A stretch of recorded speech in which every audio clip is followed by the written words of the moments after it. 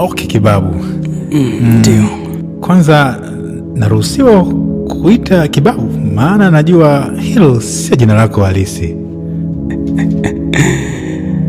Hapana shida. Nimekuwa nikiitwa hilo jina kwa muda mrefu na vijana wananitania. Kwa hiyo hakuna shida, unaweza tu kaniita Kibabu. Okay, basi nitakuita Kibabu. Na nitaka kujua ni kawaida yako kuwa unanunua hawa madada wanaojiuza, au ni mpenzi wa kutembelea haya maeneo mara kwa mara?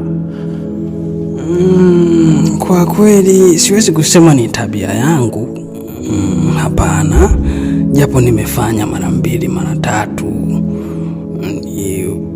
Siwezi kusema ni nafanya hivyo mara kwa mara kama ni tabia yangu, lakini ni ukishaoa utajua kwamba kuna muda ndoa inakuwa ina changamoto za hapa na pale, alafu